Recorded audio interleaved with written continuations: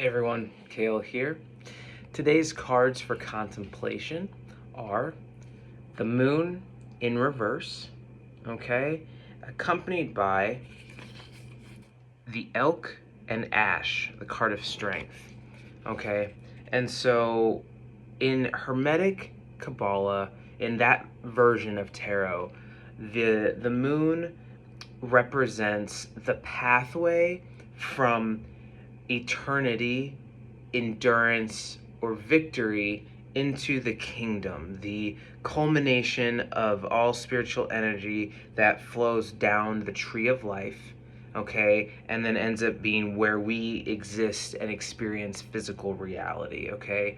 It's also closely associated with the Shekinah in Judaism, which is the indwelling presence.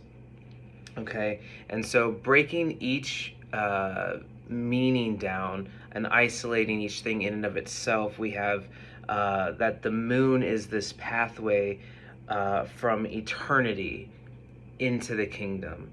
Okay, that it is the pathway from endurance into the kingdom and victory into the kingdom.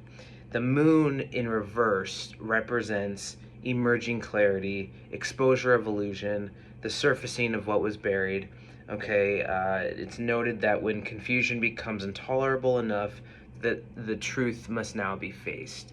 Okay, and so bringing that all together, what I note then is that if there's a reversal here, that there is something that is being illuminated, something that's coming to light, something is being confronted that is necessary and or allows you, necessary for and or allows you to move forward along this path from eternity into the kingdom. And like what does that mean? Does that represent the awareness of like why you're here, like from like a soul level knowing or understanding of what you came here for, some type of cosmic blueprint that you're becoming aware of, as far as endurance into the kingdom, kind of that notion of like strength to strength and moving with endurance into just this physical activity and whatever you're stepping into, whatever that moment is, moving with victory into the kingdom, this idea of walking in knowing that you will succeed. Regardless of how many failures you may have or experience, that there's a learning and growth process, and that success is written into the blueprint of you. Okay, and having the elk and ash as the kind of clarifier or companion card with this, representing strength, I think it makes a lot of sense to me that it's about strength through this journey, strength through this time. And in fact, we actually did pull this in reverse, and so that also makes me wonder if, are you doubting whether or not you have the strength to make it through whatever challenge is being presented? Because, the reading that matches the elk and ash card is this. Elk are colossal creatures crowned with substantial antlers. Known to cover great distances over difficult terrain, they are symbols of strength and endurance. And we've got that repeat of endurance. Likewise, ash trees are sturdy and resolute, able to flourish even in harsh environments. Additional meanings are: you are called to gather your strength ahead of a challenge. Face it with confidence in your own stamina. Tame any unruly elements that try to derail you. Another element says, you may feel overwhelmed in the face of a challenge that seems impossible to overcome. Call on the spirit of the elk and ash, ask to be reminded of your own strength. And so, again, I do my best to stay away from predictive type things, though considering this human experience, it's probably fairly reasonable to assume that there is some challenge that you are navigating through at this moment in time in some form or fashion, mentally, physically, spiritually, emotionally, somewhere, okay, relationally. And so the question might also be, I lost my train of thought. That happened just now. Got distracted by my teeth. Oh, Lord. Not enough sleep. Let's rejog that memory. Yes, here we are. I tend to stay away from predictive things. Like I said, I assume that there's probably some element of challenge, and not to say that a challenge is coming your way, and like also the nature of life, right? Um, mm. This actually speaks to something I was thinking about yesterday with what I just said. Seems like a moment to share. I was contemplating, as I do, and just the awareness around, I think there can be a challenge sometimes in this reality where we do have the experience of healing and growth and transcending our limitations and whatever wording you put to that. And I think I've personally struggled with this, and I anticipate that other people probably have as well, which is, discerning when a particular challenge or a particular limitation, as it were, is actually not something that is able to be transcended in terms of like some type of like your own limiting belief. Now here we've pulled the card of the moon, which tends to talk about navigating the subconscious, right?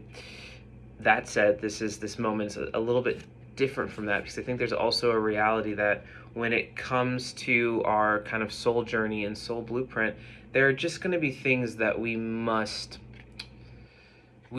persevere through for the sake of our growth, for the sake of how it's going to change and transform us. And so I think it would be erroneous to assume or take the stance that every single challenge that is presented is somehow equated to a like a limiting belief that you have about yourself, and that you must change that thinking in order to overcome it.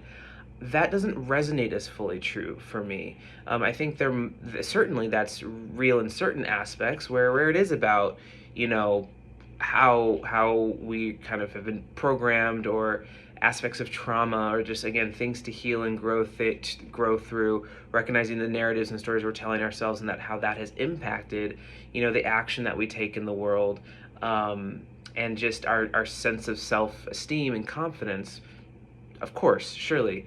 And I think it's rather erroneous, which can happen, I think, often in many different new age spaces and circles, which is to assume that, like, again, like, you are the exact cause of everything, like, or that, like, certain experiences, I mean, one could say, well, sure, if, like, the soul blueprint is to have this challenge to overcome and grow a certain thing, fine. But that's not exactly what I'm talking about, in terms of what has been said to, like, overcome or transcend. There's that, what I believe is a very erroneous notion around being kind of that, like, like you've magnetically attracted every single experience to you, and that is a whole nother thing to go into. I'm very surprised this is coming up. How intriguing. I spent a lot of time really contemplating that, but it never quite felt right. And aspects of that to me were maybe related to, like, wow, if this is true, like, this is really difficult for me to swallow. It doesn't seem right. I feel more compassionate towards other people than that. At the same time, recognizing, okay, well, if that is the truth, like, okay, but I drew a line, for me, when it came to certain experiences that people have, certain traumatic experiences that people have. I could never ever get on board with this idea of someone somehow, like, attracting such a horrible experience. And that to me was just always like my own, like, line in the sand around integrity. And I'm okay accepting if I am not strong enough somehow to handle that as a truth. That's fine by me. I also think about just like a story, honestly, a story in the Bible where,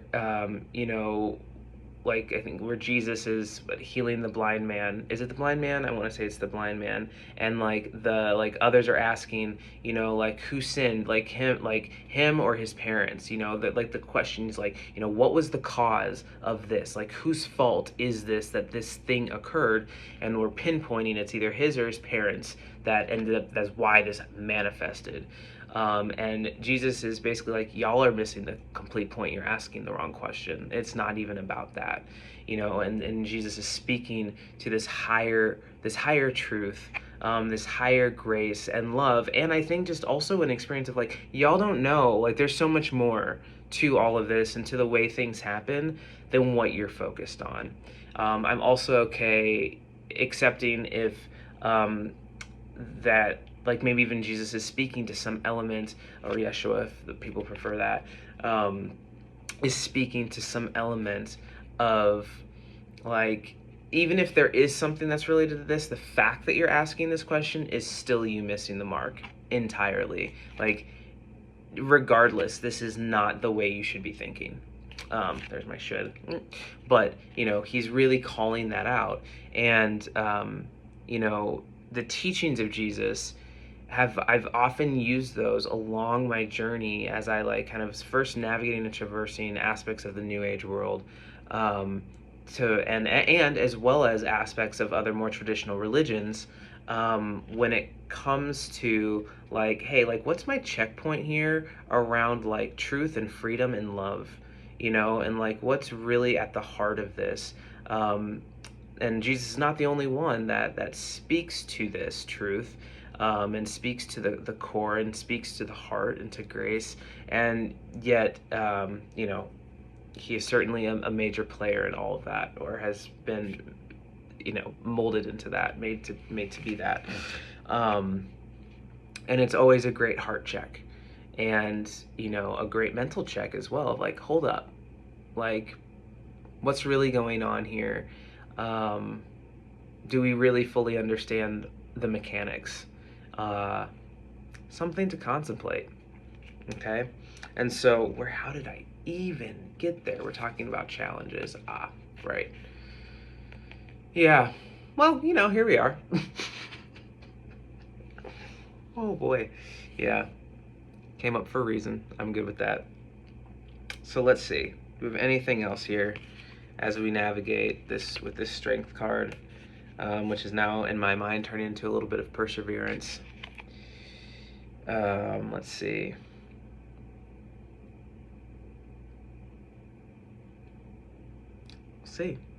We'll see what's coming to light for you, if anything. Now, you see, now I'm just trying to like make up something, because I'm like, oh, I guess that was the end. So like, now what do I say? How do I close this? I have a tendency to do that, like repeat or rethink, because I'm like trying to bring it to a close. I'm like, oh, how do I do that? Oh boy, here we are. So I don't have anything else really. I spoke to it already, and it's nice to bring it back to full circle, I suppose. But I guess the contemplation is eternity, your soul's blueprint. Okay, what we're moving from one state into the other state. A little bit of alchemy happening, the endurance, the victory, the destiny, if you will, the challenges that are not always meant to be overcome in the way that we think they're meant to be overcome or transcended. Spiritual bypassing. No, we don't want to do that. Sometimes there's just accepting the limitation. Allowing ourselves to say, what? And it's like, and how do we know? How do we know when to accept that? Well, maybe when you've tried everything and the thing is still not changing or moving or budging. I think oftentimes it's certainly a call to surrender and to perhaps accept, like, all right, like this must be a required element of my path and process, and this doesn't have anything to do with anything else. And I feel intuitively and sometimes experientially, it's like once that full surrender is really there and we stop fighting against it so much, it can move a little bit. And that, even knowing that, it is still personally so hard to implement, especially when it just pulls out such strong feelings and emotions. It can be really create that kind of stuck energy. And I go back to a few readings ago where we had the lotus and the frog pop up. Ribbit. Sorry. We had the lotus and the frog pop up, and what came out in that reading was this idea of you know, that muck and those difficult conditions and harsher conditions that the lotus grows in and blossoms from, that whatever the particular, you know, challenges are right now, are really creating that foundation for that blossoming, for that blooming to happen. And so, you know, I don't know about you, but I know it's requiring quite a bit of grit for me to like keep going through it, you know. And it's like this process sometimes is just, you know, not fun at all. It's like, when's it gonna end? Here we are, you know. Who knows? Who knows? Right? But we're here. We're here. We're doing the dance. We're showing up. That's all we can really do. Give ourselves grace and love and compassion. Do our best to extend that to others whenever possible. Yeah, because we come from eternity, we experience eternity, and we continue on into eternity, right? And there's an endurance and a victory, an endurance to get us through this, and a strength that we walk with, and there's a victory to be had, and to not be fooled by what you think that victory is supposed to look like, you know, and just knowing that regardless of anything and everything, you are victorious. It's just written. It's written in your soul. It's what it is. You, by nature, you are victorious, regardless of what that looks like, how that looks, what others think or say. You have a victorious soul. That feels true to me. I hope it feels true to you. And if not today, maybe someday. All right, friends. Stay well. Be blessed. Carry on. Carry on. You've got this. I believe in you. We're doing the dance together. All right. I'll see you in the next one. Over and out.